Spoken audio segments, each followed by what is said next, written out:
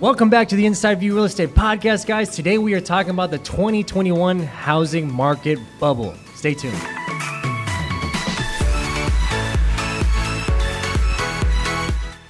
Hey everyone, I'm Josh Zuniga, co-founder of the Inside View Real Estate Podcast, where we give you bite-sized pieces of information and give you an inside look on all the major topics, whether you're an investor, buyer, seller, or flipper. Stay tuned.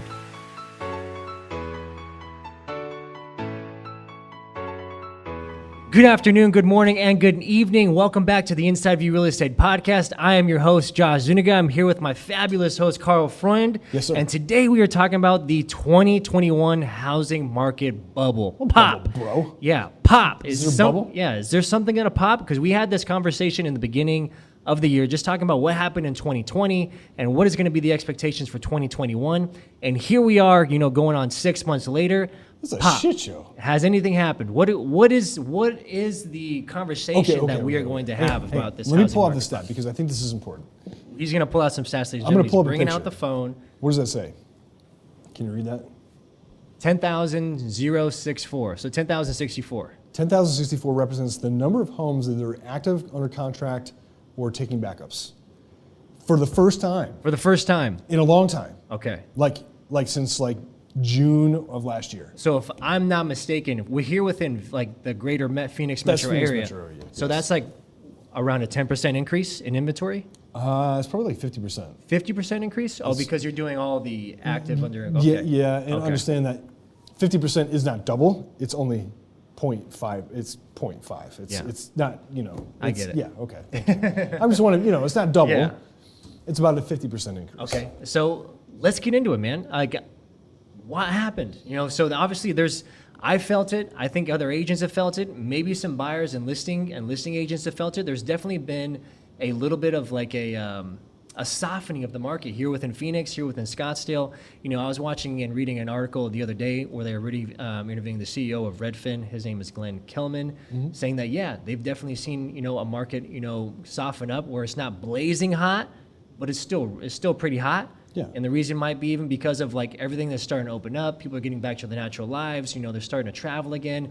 I just read another article. There was over 2 million flights that were booked within the last few weeks. Memorial Day was probably one of the first holidays, that opened up. Vegas opened up. The pool parties are up and going. Starting to feel like normal. Exactly. Yeah. So I think there's been just probably a little bit more of a distraction of trying to buy a house, and probably the buyers are probably getting sick and tired of all the price increases, Competitiveness. competition. They're trying to take a step back and just kind of see if something's going to happen with the market. Trust me, I've had some clients that have been exhausted. I know some of my team's clients have been exhausted, and they're just going to say, hey, we're just going to wait and to see if there's anything happens with the market and prices are going to drop. So do you feel like we're still in a bubble? What are the trends? Let's get into it. Let's talk about it. Let's have a nice discussion about this, guys. Okay, so I think there's two things going on. Number one is people are just sick of the bullshit. Yeah. And number two, I think the demand, the supply is starting to catch up. Meaning that, we've turned over enough homes now where we've satisfied a big portion of the demand. And understanding that we've been selling 12,000 homes in the Phoenix metro area for the last 3 or 4 months, which is a record number. In average market, kind of a temperate market would be about 7,000 to 8,000, per month. And so we're almost double that, right? Yeah.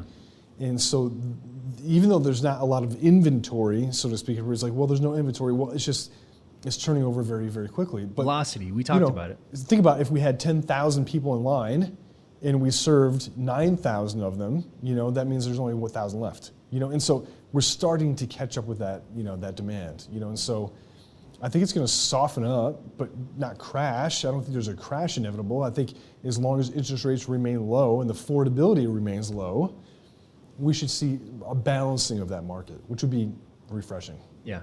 And you talk about obviously an inventory. I know that we talked about in our first episode, probably one of our very first episodes, where we talked about it's not necessarily that there's a lack of inventory. It's just the velocity and the pace that these homes are selling at, right? And we are selling at a greater pace in 2021 than we were in 2020. I know, which is nuts. Which is really nuts, Yeah. And I read, one of the stats that just in the United States right now we have probably around 680,000 homes active on the market. In 2019, we had around 1.3 million homes.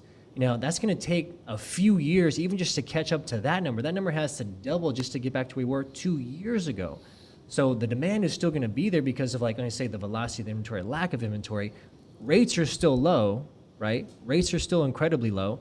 If something changed where the Fed decides, hey, we're going to hike it up to 4.5, or even 4.25, yeah, then definitely lose their minds. people would Yeah. lose their minds. But trust me, when in 2019, when I got a mortgage, I was excited for a 4.25. Dude, I was ass slapping and high fiving. I was for like, hell yeah! I was like, man. we just got a good deal, baby. Yeah, I know. I remember when rates dropped under 7, and the market just took off, and that was the start of what we saw, and we know how that ended back in 2009. Yeah. And I don't think we're set up for that right now. Understanding that inflation might actually damper the I don't want to say the slowdown, but it might damper the market. It might soften any kind of landing that we have. Yeah. Ironically. Yeah. You know. Yeah, and even with that, like, obviously we're going back to, like, what is the buyer expectations of what coming into the market. At some point, if they're tired of it and they decide, hey, we're not going to be buying anymore, there's going to be They're gonna more give up. listings that people that need to actually sell because they need to relocate, they're moving to for a job or for for family, whatever the case is. Then these houses are going to start sitting on the market for more than a week. Yeah. And instead of having 15, 20 offers, maybe just 5 offers. Exactly. Which we're starting to see. I actually put in an offer in a house, the other day, and it's been on the market for a week, and I was shocked, didn't have any offers on it. And you're like, what's wrong with this house? It was $30,000 overpriced because the comp next door sold for $30,000 less, and I was like, hey, what's the disconnect here? But obviously, with any seller these days, they're trying to see what's the max they can actually profit from this house in this So situation. what's interesting today is we actually listed a house for sale for $1. So Curtis Good, one of our real estate agents, and I had brought up on Tuesday's training, I said, if you want to know the real market value of a home, list it for $1 and see what happens. This is interesting. Nice. And this is a really good social experiment. Yeah. And so tune back in, by the way, like and subscribe, motherfuckers. Come back and look at this in like 2 months, and I'll tell you what the result was. And I think it'd be very interesting because this is a true market. This is capitalism, baby. Yeah.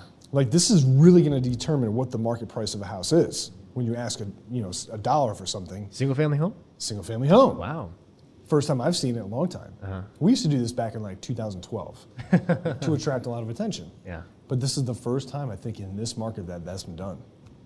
I haven't seen it. I haven't even heard of that strategy. But as far as like gaining attention, absolutely. Absolutely. Kenneth James Realty. Yeah. Yeah. Kenneth James Realty. There we go. We do things different. We have strategies, and we Yes. get it done. We We get do, the job every single done, time. ladies and gentlemen. Yep. So even with that, like I know you brought up inflation. Here, how is inflation? Do you think we're headed towards like a hyperinflation? Like, what is the market Well, doing? the for us? definition of hyperinflation is 50% a month. Yeah. I mean, you couldn't print money fast enough, for right? that. And I don't think that's going to be the case. The U.S. dollar is tied to so many different economies. You can't. We would be very egotistical to think that our dollar would have that massive impact. So it's too broad of a spectrum. I think that if we got into a situation where there was 8 or 9% inflation a year, the Fed is going to react. They're going to raise interest rates, which, keep in mind, that's going to reduce the affordability of housing because your monthly payment is really your limiting factor for a lot of people. And so that monthly payment is going to go up drastically for the same priced house. The housing price might have to come down to compensate for that, right? For the affordability problem. So it just depends. As COVID opens up and supply chains open up, what did we see with lumber the other day? Went down. Went down. Yeah. Why is that though? Because supply opened back up. Trade routes opened back up. People are back to work. People are producing lumber. People are cutting lumber. People are transporting lumber. The lumber yards here locally are back open. They're fully staffed. And so when you have that excess supply coming back into the market, what's going to happen to price? It's going to decrease. So I think it's going to kind of swing the other way kind of quickly, where we go back into a situation where we'll have more stable inflation. So I don't think we're going to see a drastic rise in interest rates very quickly, which is why we talked about it before, the affordability index. I don't think we're going to get murdered in that respect. So I think we're going to have a softer landing. Yeah. That's why I'm saying like inflation might actually help the situation here a little bit. It'll just balance everything out. Which would be kind of nice. I know a lot of clients that we're working with, on myself and even my team are going to like really want to see that relief because I feel like a lot of individuals are trying to they're losing sight of like what the American dream is. And, part of that American dream is to have home ownership of some sort. But when you have prices towards the point where you can't even afford it anymore, not only because of the increases in the competition, but if obviously, interest rates increase, then that dream is not going to be anywhere. So what I'm saying, in essence, guys, even just with saying that little piece, if you have the option and the ability to try and get into a home now, I would highly recommend it. Trust me, I'm not trying to like buy less houses. Carl and I are trying to buy more houses. And he's saying, like we talked to him before, leverage up. Use other people's money to help you make money and improve your situation. The only way you're going to do that is if you take a risk and take a chance on yourself and put your money somewhere, right? And put it in a smart asset that you feel comfortable with. If you don't have anybody, Carl and I can help, you know. Yeah, and keep in mind that, you know, even if you bought at the very height of the market back in 2008, the top of the market, you would be up again right now. Yeah. You know, so time fixes all of those problems. Yeah. But you don't worry about timing it. Just get into the market. Get into it. Yeah, get into it. Like nobody gets any rewards sitting on the bench. Yeah, and by the way, the people that are most conservative are the ones that get damaged the most. Yeah. Because if you're conservative and you're holding on to cash right now, talking about inflation, cash is decreasing. It's, you know, it's decreasing Losing in value. Losing value. Assets are increasing in value. So the last thing you want to hold on to when you're in an inflation environment is cash. It's cash. It's literally depreciating. Yeah, and that's what we said it previously before, and I said it out loud.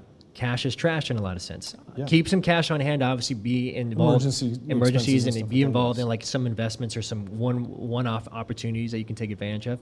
But other than that, put your cash into vehicles that are going to actually create different streams of income for you. Yeah. That's the smartest, best advice that we have for you. Be guys. diversified too. And that's the way you're going to protect yourself from boom, some type of bubble that's actually popping. Why? Because my money's in 4 different directions, not just in one house. And I'm just banking on this, you know, $100,000 equity I have. Well, guess what?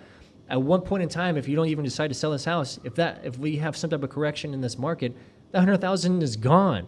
And you didn't sell it, all right? Or you didn't do a cash out refinance and put in that money into something else. Why? Because you're conservative, right? Because you didn't want to lose the money or take risk. You got to take a risk on yourself at some point in time. Who are you going to trust better than yourself? You don't trust yourself, we got bigger issues, man. We got some more mindset things we got to talk about. Get aggressive. Right? So do we feel like there's going to be a bubble pop? Guys, here we are 6 months later. We talked about it 6 months ago. Here we are still going strong. Interest rates are still low. The demand is starting to like level out. We feel a little bit, but we're probably going to have another episode maybe next quarter and discuss this a little bit more, maybe a little in depth. Take a look at October. See what happens in October. October, because that's another peak that we have here within Yes. Phoenix. But until next episode, guys, we love you. See you on the next one.